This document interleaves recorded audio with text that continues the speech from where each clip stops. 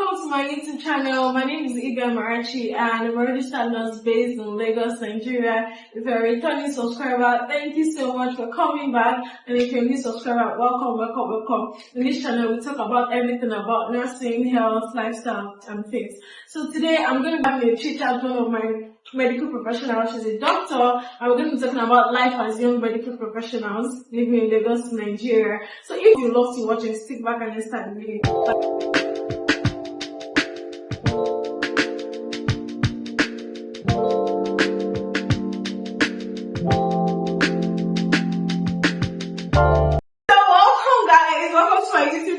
This is my friend. What's her name? My name is Dr. Mabonuje Anoluwapo.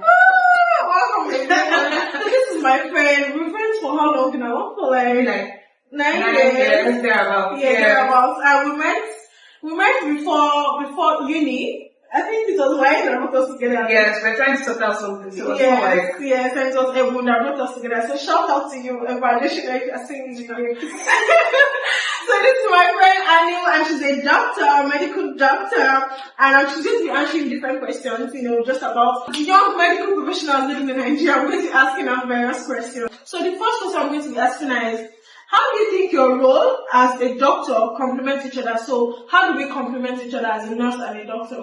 So to manage patients properly, we need a doctor and a nurse. So basically, we have to work together. Because there's some things that a nurse can do that I can't do alone. There's some things a doctor can do that a nurse can't do alone. So basically, we complement each other. So I think for us to deliver optimal care to the patients, nurse and doctor, we have to just agree and deliver care. So the next question is, what are some common questions about each other's professions and any misconceptions that you have? Is it from people? Yeah, from people. Yeah, I don't know. I don't know, man. I know, are you sure there are no misconceptions? Okay, there's one. That was a girl. Yes. Or a lady. Exactly. You're a nurse. Every day I walk out in my scrub. Somebody say nurse. And like I'm very person today, I'm person tomorrow. Still say nurse, and I'm just like, oh my God. Exactly. Like even if you tell them that okay, she's not a nurse, she's a doctor, they feel like that nurse. They will say, and then when you are a guy and you are wearing scrubs, you are a doctor. Whether you are a nurse, you are a medical scientist, whatever it is you are a doctor. I don't know, Nigerians need to change. And you're literally be correcting some other people. Don't like I have one patient. I told myself I'm a doctor. The next day, I said nurse. I'm not nurse, it's anti-nurse, and I'm like, I hate that anti-nurse. I hate it so much. Don't call me anti-nurse. It's triggering. Don't call me anti-nurse. That's very bad, and I don't know. Don't just say that to me. Don't say that to me. So I think some misconceptions is about the nursing profession. They feel like everybody that is in nursing, everybody wanted to be a doctor. So maybe we couldn't get into medical school, so we just settled for nursing school. That's what everybody thinks. They asked me, like, I have a lot of patients ask me, oh, so would you love to be a doctor? I'm like, no, I don't want to be a doctor. Maybe you should leave me alone now. I'm a registered nurse. Please, I just want to be here. So the next question is, what's the most challenging part of your job and how do you overcome it? What's the most challenging part of your job? The most challenging part of my job is that I'm always tired. Honestly, I'm always tired because as a doctor or as a nurse, once you go to the hospital, you're going upstairs, downstairs, back, front, east, north, west, up, down, like you are just doing everything. So, like after the whole job and everything, you're just tired. So how do I overcome that sleep? Thank you very much. Guys, in the last week, I don't know why I had about 3 patients asking me last week. So if you're not at work, what do? I sleep. They ask me, okay. I either watch a movie and sleep. Okay, sometimes I go out, but most times I want to sleep. I don't like for real. I'm not walking, I'm sleeping. I just want to sleep. Honestly. Like once I get home, I have my bath, facial up, eat, I'm going to bed. Honestly, that's my own biggest challenge. Like, honestly, I'm tired. Anyway, the next question is, can you share a particularly rewarding experience you've had with the patients? I feel like every experience I have with the patients that recovers is rewarding. Because it's very nice when you treat somebody and the person feels better. It can be the most leafless thing, like maybe cough and catarrh, the person is better. But my most rewarding experience, I think I had a patient when I was doing my house job, and she was amputated. They cut her legs, and she was diabetic, so she had different complications. She went into coma. She came back. It was just a lot, and then I think I became attached to her because I was seeing her every day for like more than 2 months.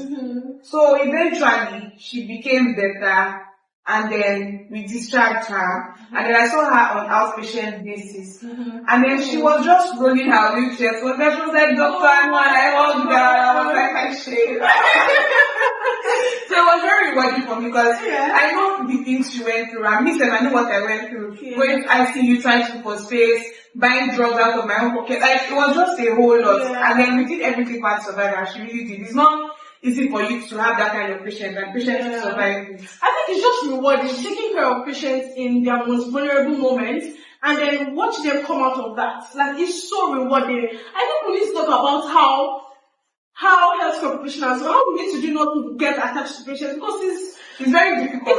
Especially when you have patients for a long time. When I want to have a patient for, after that woman, when I have patient, I just go there, do my word rounds, go. But that woman is not allowed. She literally tell me, you look like my daughter, thank you, this one. So it's kind of difficult to withdraw yourself from that kind of patient. She's already going through a lot. So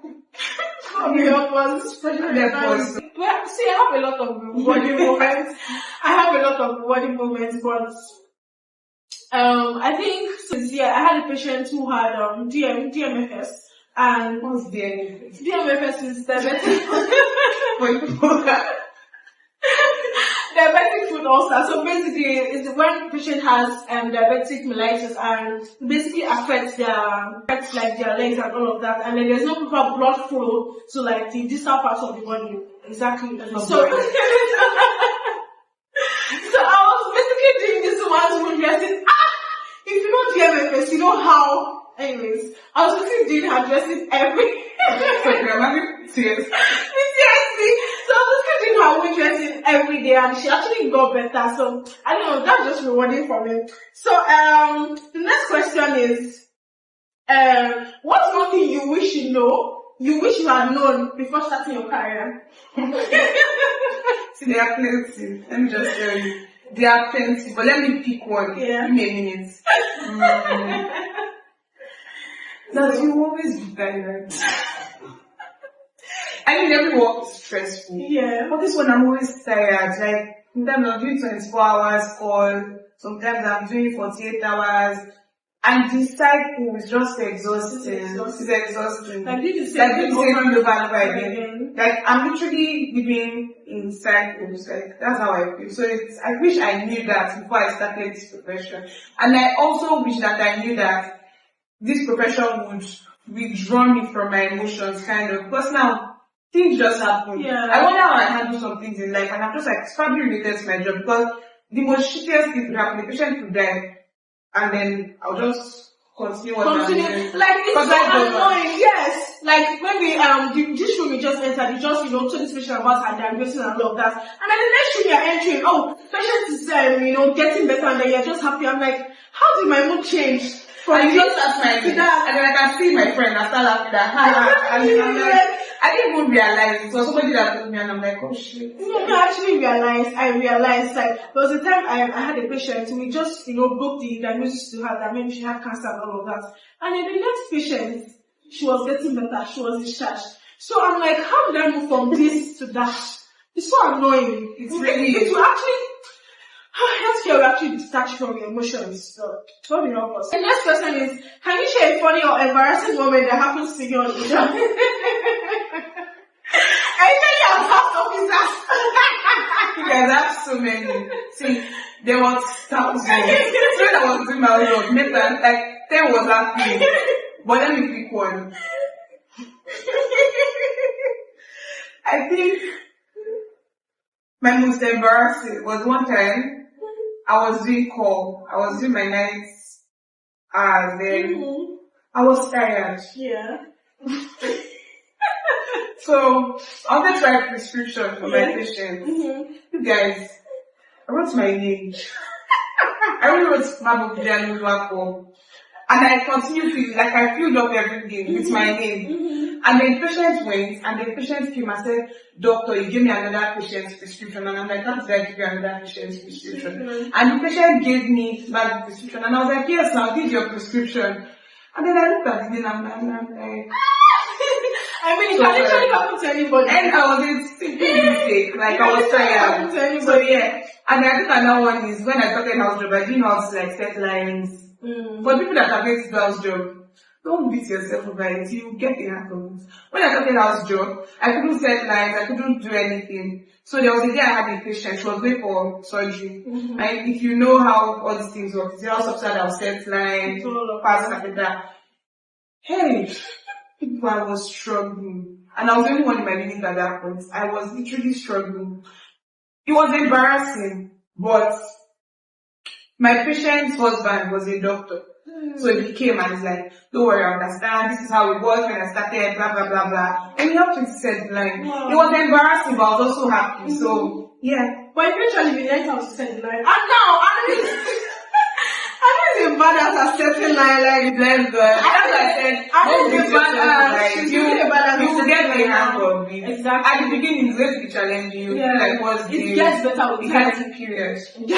It gets better with time. So the next question is, how do you maintain work-life balance? I know, during house job, I will be on call. Today, the next day like this, I'm just fasting. She's outside. I'm like, I don't know how I will do this. I don't want to be sleeping. So please, how do you do this? How do you do it? Like, how do you... Me go, I don't know. Even with myself, I shock. But I feel like one thing I learned is that you have to be intentional about it. Yeah. It's the most convenient thing for you to do is to go to work, come back, sleep. Yeah. That's the And then that's what you continue doing. But if you want to have a work-life balance, you have to be intentional about it. Yeah. You have to be like, me that time when I was in house job till now, if I'm working today and tomorrow morning my shift ends by 9 a.m. and my friend wants me to follow her to the beach by 10 a.m., I will go. Because, I mean, this is my friend. I'm very young. Yeah. I'm a doctor. Okay, yes, that's not the end of the world. Aside being a doctor, what else? Like, I don't want that to be my whole personality. Like, she's a doctor. I want to be a doctor that's having fun, living a life, laughing, making money, not only from like being a doctor and everything. Yeah. So, you have to see, the cocoa is that you have to be intentional about it. If you're not intentional about it, you just be working away time. You see that, okay, today is January 1st. December 2026.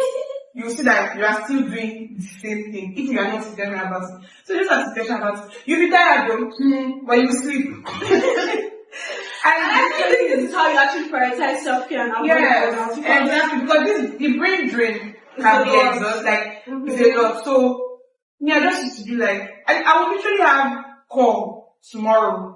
I will go out from like, let's say like 11 p.m. to like 4 a.m., sleep for 2 hours, rush to work. It's exhausting. And don't get me wrong, I still do my job very well. Yeah. I know the kind of outings I will say yes to. So if I know that, okay, I'm going to do a 24-hour call and I'm going to be very exhausted, I would not go for an outing overnight. But if I know that, okay, maybe it's a 9 to 5 or it's a shift that I know will not kill me.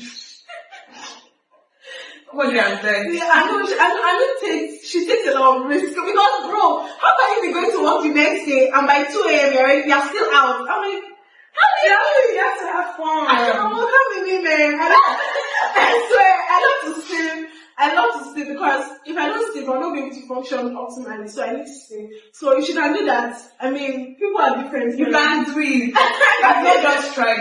I feel like everybody is just afraid that, how will I have my shit tomorrow? When tomorrow reaches, you will cross. Anyways, maybe I'll try it one time, sure.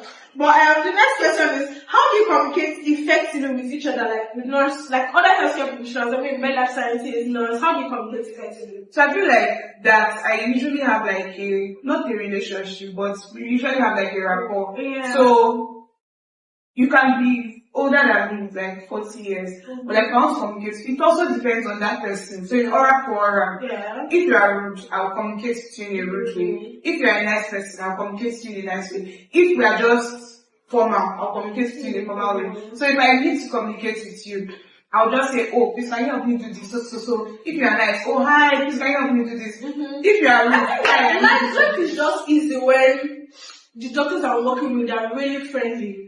Do you get those? I like to. And then it's easier that way. Instead of everybody doing coming and this thing, that kind of thing. Or saying no doctor's job. It's like, if you can help each other make things easier. Yeah, like just do it. Like just. But then at the end of the day, Laura for Oroshi.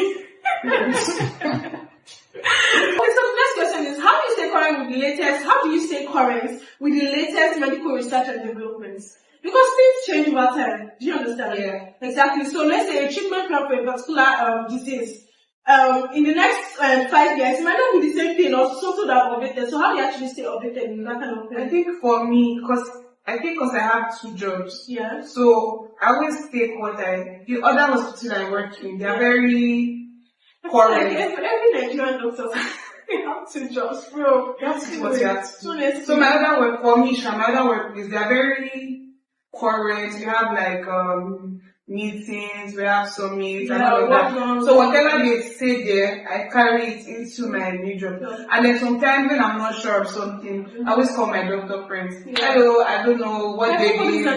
Share knowledge. Like I could be trying to have an emergency and I'm not sure. Yeah. Instead of doing it and being confused, most times I just call my friend. I'm like, oh hi, I'm like someone, what's this? Hi Ashley, what's this? Hi Amy, what's this? So with that way, I feel like we could be current with like stuff, and there's also Medicaid. Yeah.